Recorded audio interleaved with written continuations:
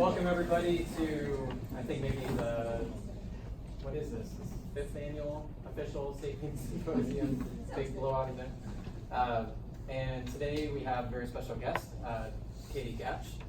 And she is class of 2009. I've known her for 13 years now, and it's just obviously like really special to see somebody blossom like this. I'll just show you a few images from the past. So when I worked with her 10 years ago in digital ethnography, she was really interested in this post-secret thing. Have you guys followed post-secret before? It's like a really big deal, 2009 and forward. And Katie was really drawn to it because it was anonymous people connecting very deeply online. She got really interested in this idea of people connecting across vast distances in ways that actually like change people's lives. And so this is actually one that I remember I used this in your final video, right? Or one like this. And obviously these things have really powerful effects. And so she produced a video about that. It was actually picked up by the creator of Post Secret, right? And who saw it and really praised it. Got a lot of views, got her a lot of attention.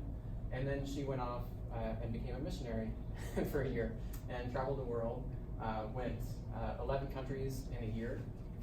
These experiences radically shaped her as well. I hope that she'll share some of that today. And then she came back, and I think she's always been driven by this idea of like, how do people connect, but also like, where are the disconnects? And the online space is full of like ways to connect in new ways and be compassionate toward one another in ways we've never been compassionate. But it's also places where relationships break down. And she got interested in that and has done some really interesting studies now at the Atlas Institute at the University of Colorado, Boulder.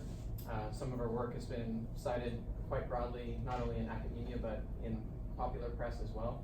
She did a really interesting project on like celebrity deaths and how people grieve celebrities online, and then how other people get in almost like flame wars, like getting sort of belittling each other for the way they grieve and things like that. And then most recently, she's been working on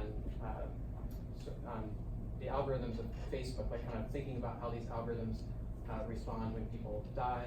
Some of her work has actually been picked up and used by Facebook directly. She actually gets to talk directly to Facebook engineers using Anthropology to affect the way we actually see Facebook and how Facebook operates. So it's a really great example of Anthropology in action.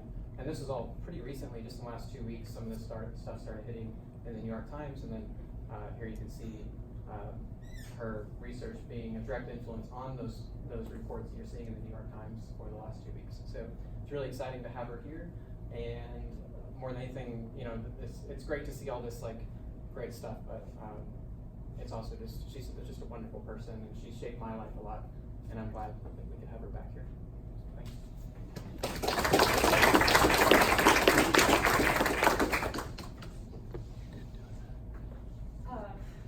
Thank you, Dr. Wesch, for that introduction.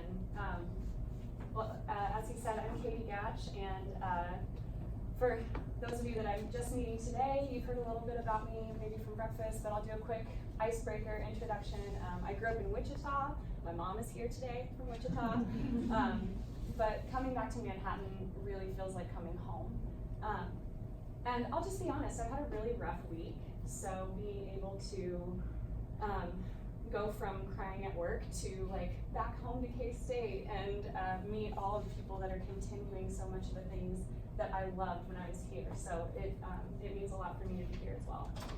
So thank you for having me. This is me today. That's on the left there is my husband Kyle, also went to K-State, and our daughter Lucy, who's 2.5. So they're in Colorado waiting for me to come home. But I want to start this talk out back when I was where a lot of you have been, maybe all of you have been, at a house party on Vertier. This was a Halloween party. I was 19. I was enrolled in 204. I had a lot of friends here that I really loved, and sophomore year at K-State was just a wonderful, fun, really rich time of a lot of good friendships for me. Obviously, we had great parties. I was also really involved in Christian Challenge. Are you familiar with some of the campus ministry groups on campus? I think it's one of the bigger ones still. But those were my people. Every Thursday night, that's where I would be. And that was part of, I, like many of you in suburban Kansas, grew up in a big evangelical church with a really active youth group. So coming into college, I was bringing all of those teachings with me and starting to think about how can I incorporate whatever I'm going to become in the world with all of these things that I learned in my church growing up. So back in my day, Umber 105 looked like this, but that's still where Intro to Cultural was taught.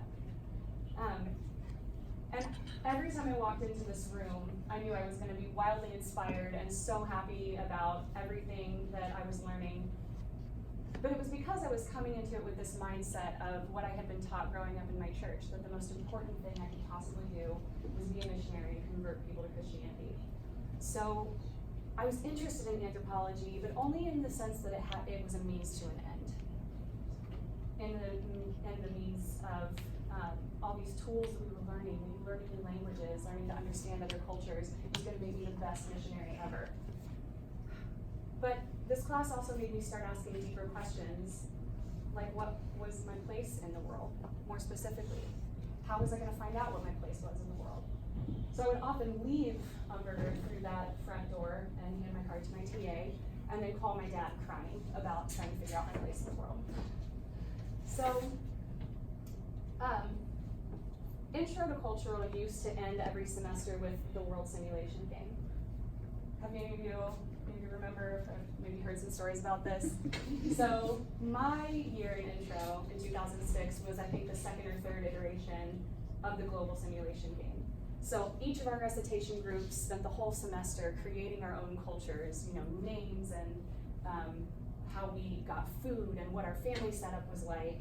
And then all the cultures went into one of the big ballrooms in the Union, and we reenacted all of world history from like 1300 to 2100 in 2 days. And that messed me up. It was an enormously formative experience for me because it took this entire perspective of human history and contextualized the timeline of my own life, and then just put me face to face with, okay, now what are you going to do about it?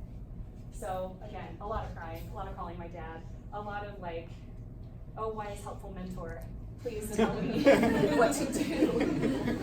So Dr. Wesh will tell you that I also, spent a lot of time crying in his office about like, how do I take these things that I'm learning and these things that I care about so deeply and really do something meaningful with it. So I kept taking Dr. Wesh's classes. Like he said, digital ethnography. This is a screenshot from the video I made about Post Secret. And this was the first time where I took something that I was so ridiculously enthusiastic about. I get ridiculously enthusiastic about anything that I even like a little bit. So this was the first time that enthusiasm had intersected with something I could do for school. And Dr. Wesh took my weird burst of enthusiasm and he taught me how to channel it into this research project that could not just, be an outlet for things that I was enjoying and things that I was learning, but it could do something for other people. And the experience of this video going viral, I know viral is really different now, but man, 177,000 views in 2009. That all happened in like 2 days, and I didn't sleep. I was so excited. I kept refreshing the page, and I started getting messages from people from all over the world that said that they liked the video and that it meant something to them, or that it helped them understand something a different way. I got a message from one guy in Malaysia, and it said, "I'm an only child, and I feel lonely all the time, but this video helped me feel a little bit less alone." So I would chat with these people from all over the world and feel connected with them and feel like I had these, invisible friends that I could talk to anytime. And I put so much effort into this video, so it was really rewarding to have all those experiences come back to me afterwards. Not all my education got that kind of attention. For other classes, I would just skip them and go make music videos with my friends, or I would draw on the sidewalks with chalk. And I got a lot of C's, so my GPA coming out of K-State was pretty mediocre, but not in my anthropology classes. So when I graduated in 2009, it was time to finally own that label, to own that goal that I'd had since I was in middle school or high school of, okay, now it's your turn, it's your time to go out and be a missionary. Do the capital T thing that you've been thinking about. So I went on a trip called the World Race. I went to 11 countries in 11 months. It ended up being more like a year. And I was doing it. I was feeling the world's jagged edges, as Dr. Wesh likes to say. I was leaving my sweat in its soil. I was meeting people and making friends. And I was sharing those stories on a blog. So I was still interacting with people kind of anonymously, but mostly just from a distance. And representing myself online in this particular way of, look at me, I'm a good missionary.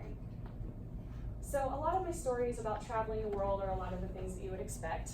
You know, I got to go to Angkor Wat at sunrise in my Blue Stone Bistro t-shirt. I got to go to the Taj Mahal. I sailed on fishing boats in the Philippines, and I saw Mount Everest from a distance in Nepal. You know, all those things that you, like the highlights of traveling the world. I played with a lot of curious kids, and I learned songs in 12 languages. And a lot of it was boring too. A lot of it was just sitting on your pack in an airport for hours at a time. So this is my team, some of us trying to pass the time in, I think it's either Malaysia or Thailand, based on the wheelchair. That's a story I can tell at dinner if you want to hear it. But so with the highlights and the boring stuff, other things happened that were actual miracles. During the second month of my year traveling, we had a night off. We'd been doing a lot of work with this organization we partnered with, and the pastor who was the head of it was like, okay, we're just gonna go hang out with the other young professionals that go to our church. They're all in their 20s and are educated, they speak perfect English, so we're just gonna order pizza for you guys so you can hang out and make friends and not feel like you're working. So we met these Malaysian counterparts to ourselves, and we were just chatting with them, and we went around and did icebreaker introductions. And I just said, hi, I'm Katie, I studied anthropology, and I like playing the piano. Very like boilerplate stuff. So we sat down and started to eat, and this guy came up to me. And he sat down really slowly, and he looked up and said, are you Katie Hines? My name used to be Katie Hines. And like my stomach dropped because I hadn't said my last name in my introduction. So I was like, yes. And he said, I knew it was you. I'm King Ho. This is the Malaysian guy that messaged me on YouTube a year ago. And without any effort or planning or further contact on our part, I walked into his kitchen in Malaysia. And we got to hang out for an entire evening. So this picture is like right after we stopped crying because we couldn't believe this was happening.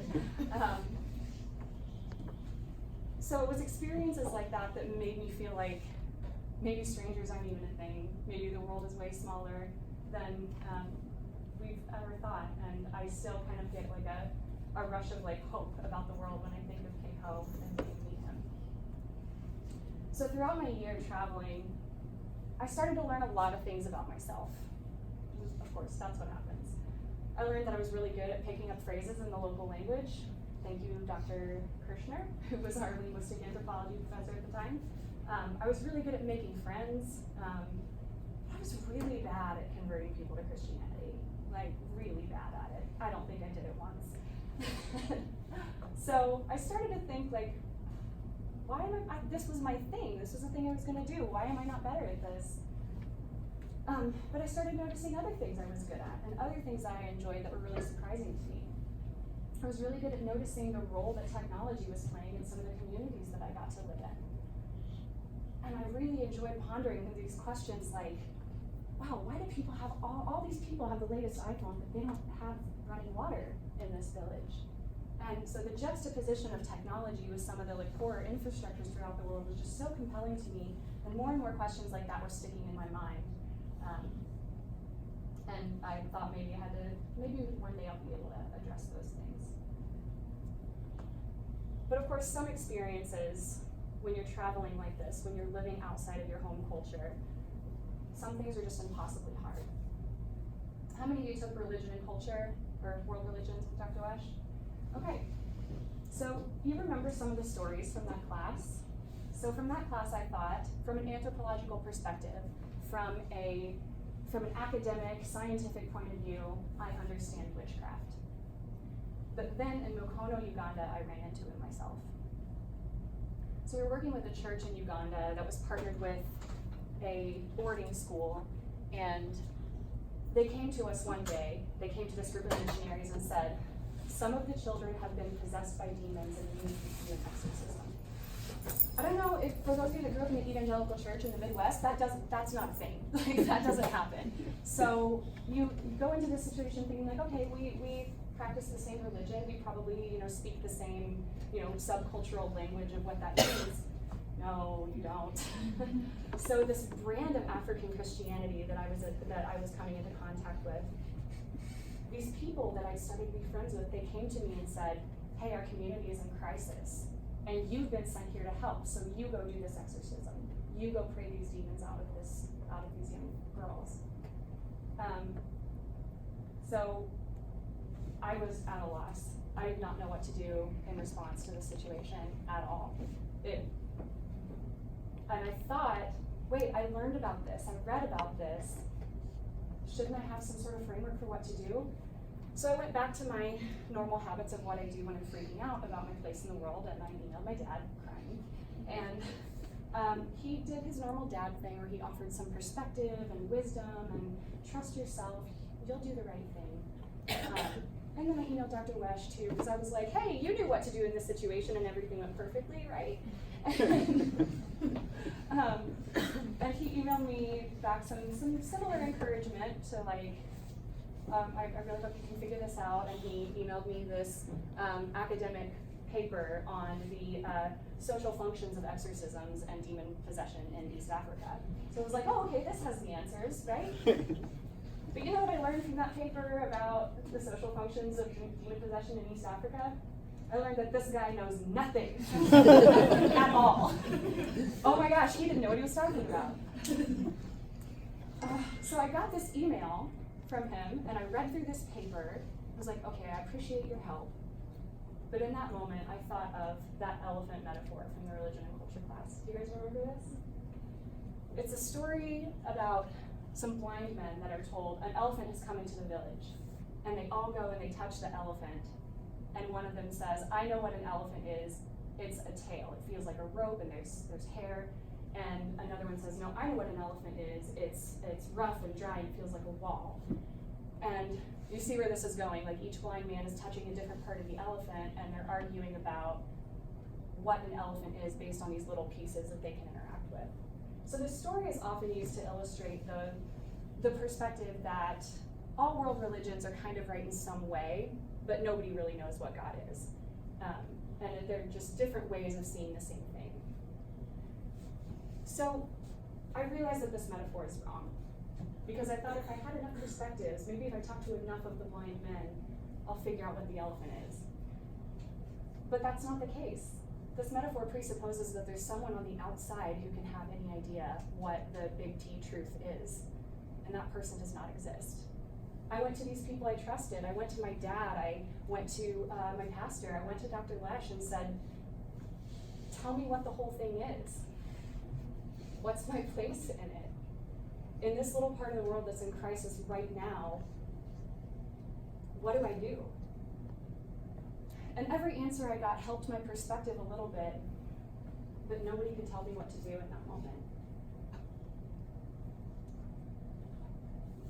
So, coming out of that community after spending a month with them, I feel like the rest of the year was just me deconstructing what had happened, deconstructing what had been expected of me, deconstructing what I really was and what I wanted to be, and the kind of Christianity that I really felt comfortable with, and why. So by the end of that year, everything that I had been holding on to, all of my frameworks of reality, were deconstructed. I don't want to say that they fell apart, because that's like sudden and traumatic, and this was more of a slow and deliberate process of picking apart those things. But I really wanted to lean into the questions that I kept finding when I was taking those things apart. So I said goodbye to my friends in all 11 different countries that I visited, and I came back to the US with my faith, my purpose, and my very sense of self kind of in pieces. So I did what a lot of intellectual types have done during this situation, and I got a job at a bookstore. You might recognize this one before I burned down. I worked at the Dusty Bookshelf down the street for about 2 years. You wanna know who else worked at a bookstore while they were figuring their life out after college? That guy. So even though I had realized he didn't know everything while I was on my trip, I still spent some time with him while I was living here in Manhattan. And I would ask him, wise mentor, tell me what to do. I know you don't have all the answers, but maybe you have this one about like, maybe the academic route that I can take to figure these things out. So he said, well, I've heard of this, communication, culture, and technology program at Georgetown, so I went to Georgetown. So your mentor maybe doesn't have all the answers, but can still be reliable enough that you do whatever they tell you to do. So I did what he told me to do, and I went to Georgetown. And I was able to return to some of those questions that I loved asking from that digital ethnography project, from my video about online anonymity. So I went back to these questions as a really different person about online communication and identity, anonymity, and genuine human connection through these weird machines that we build. And I had an amazing community there. We had what we like to call apocalyptic togetherness. I don't remember the origin of that phrase, but it pretty accurately describes the friends that I made at Georgetown. And we just did amazing work together. They really understood me and didn't judge me. I found myself being able to talk openly about not just the ideas I was having about technological infrastructure and the way it alters society, but about the weird stuff that had happened to me on my missions trip. And being able to bring those things together in a way that was letting me think about human connection in a really different way. So I got some new mentors at Georgetown. Mentors that did things like critical theory of science fiction, and mentors that did science and technology studies. They look at how doctors have studied AIDS over the 40, 50 years since it was discovered. And then my advisor, Megletta Jones, we call her the robot lawyer, because she's a technology law expert. So I was interacting with these new people and learning new methodologies and finding all of these ways I had no idea existed that would let me dive into the questions that I was interested in. So David Rebus, this guy down here, he taught me grounded theory. And I was like, wow, this is like ethnography, but it includes systems in a different way, and it addresses infrastructures and technology in this way that was really compelling to me. But more than the questions it let me ask, I realized that grounded theory is a way that I could create knowledge. I could take all of my experiences and the ad hoc data I was gathering from my everyday life and create knowledge that would help people make sense of the world. Or as David told me once, when I said, this doesn't seem like real science, it seems like I'm making it all up. And he said, of course you're making it up, but that doesn't mean it's not completely valid and useful. So this research methodology, this grounded theory, this work that's interpretive instead of just testing other theories, it felt like the research methodology that needed the person I became from such a difficult year of traveling.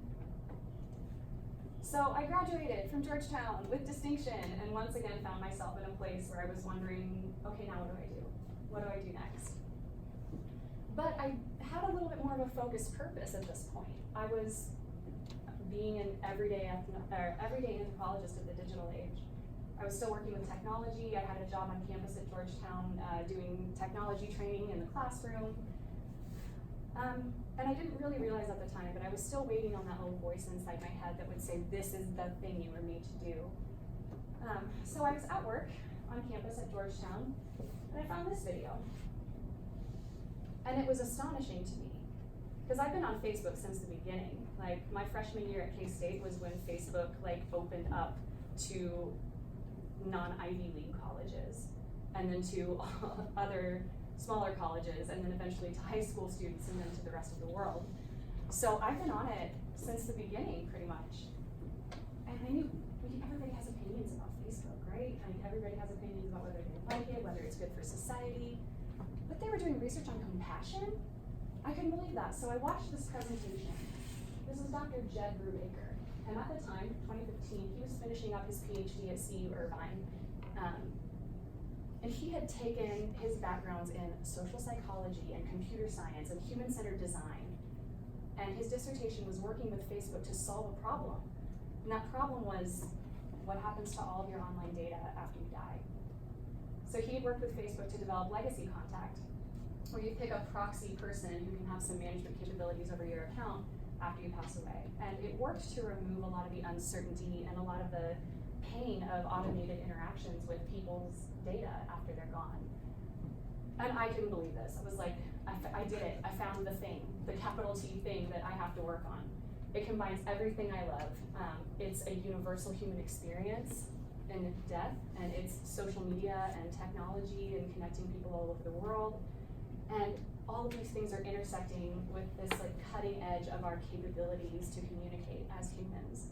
So I burst into my boss's office and I was like, Rob, really awesome boss at Georgetown named Rob. I was like, Rob, I have to do this.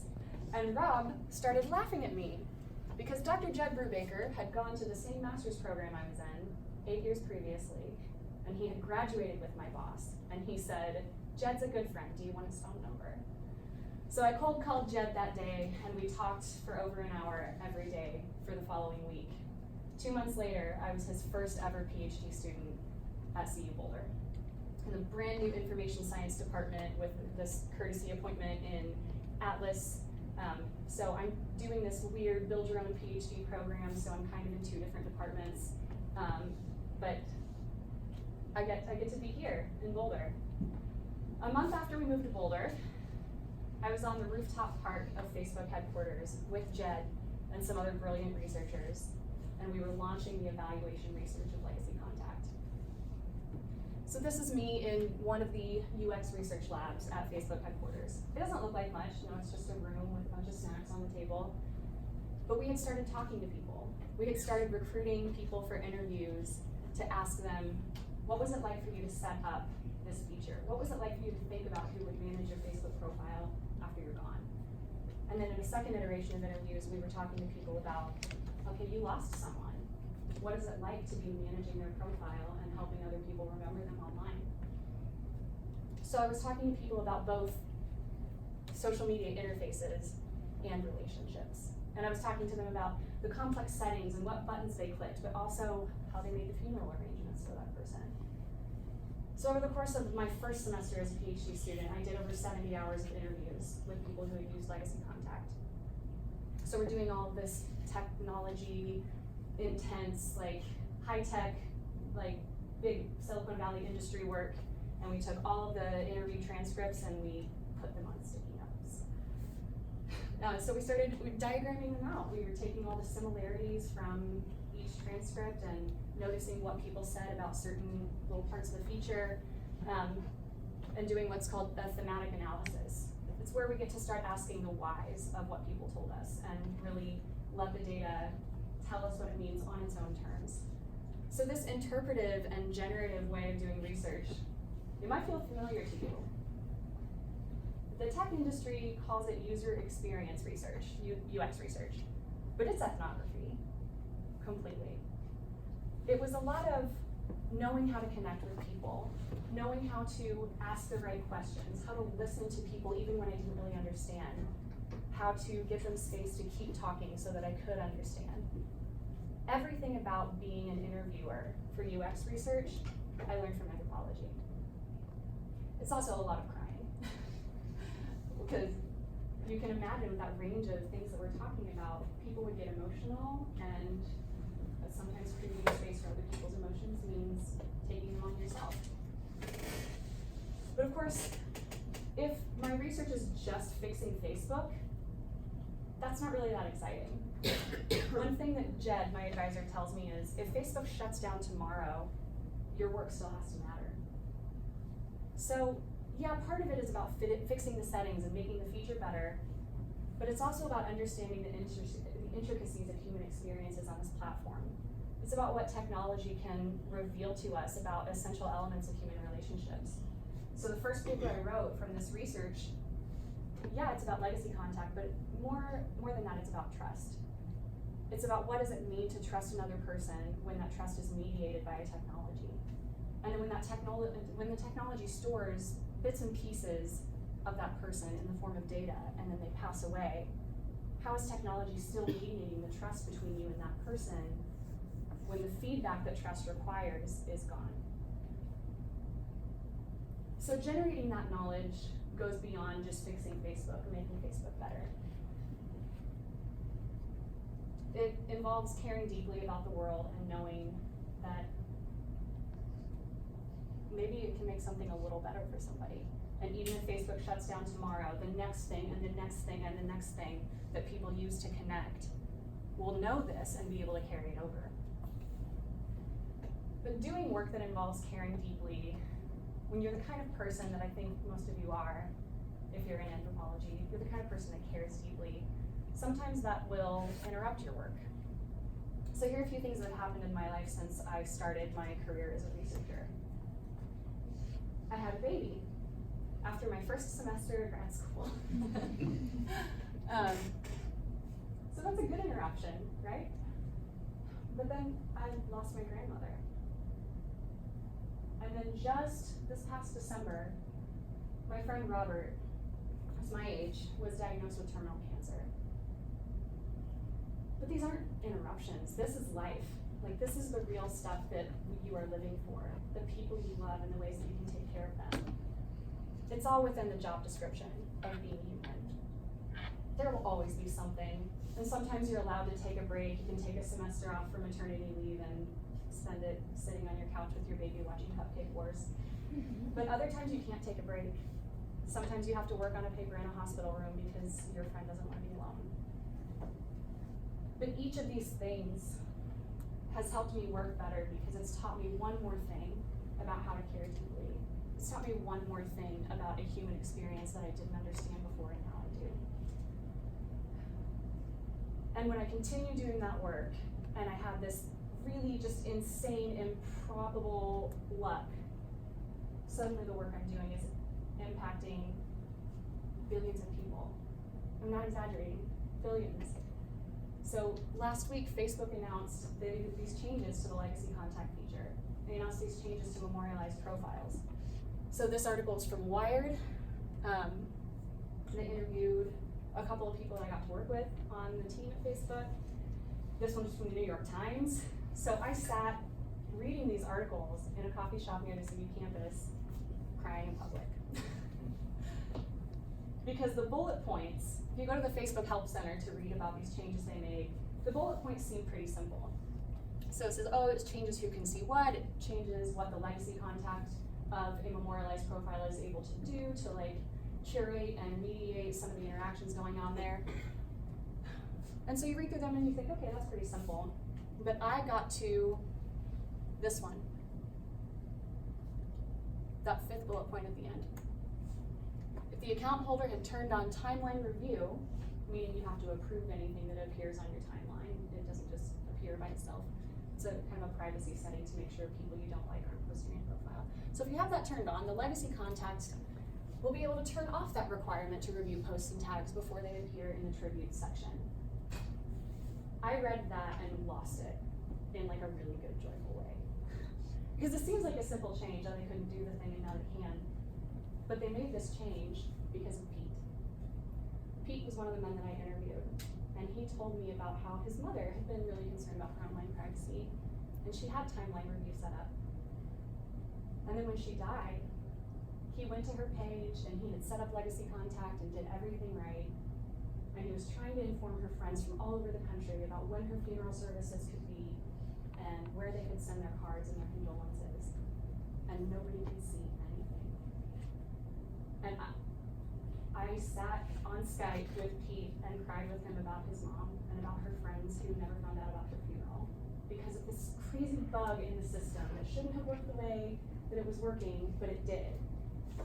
So I took Pete's story to Facebook, and it took almost 3 years, but they finally fixed it. And I sat there so relieved and empowered and just full of this weird, maybe it was too little too late, but still we did something kind of joy. So this project, working on legacy contact, it didn't just need my ability to generate theories, it didn't need my research methods, or just my citations or my decent writing. This project needed the depth of my soul. It needed every bit of Christian kindness I learned growing up. It needed every bit of humility and brokenness and sadness that had come from that year overseas. It needed all of me. So Dr. Wesh asked me to leave you with some advice. So my advice to you, the thing that I want you to remember forever, cry at work. Have the kind of job that makes you cry, maybe? But be okay expressing your emotions in the context of the work that you're doing. And this isn't just a matter of like feminism and emotions are okay, like it's more than that. Our emotions are at the core of us being human.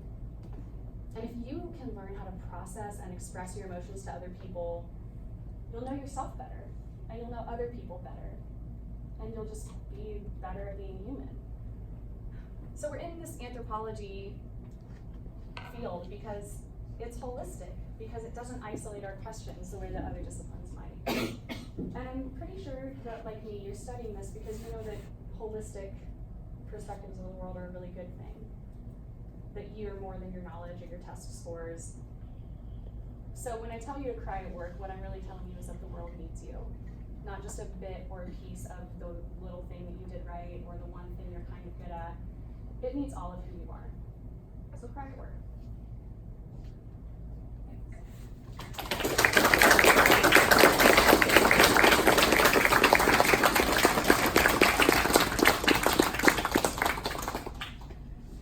Any questions for me?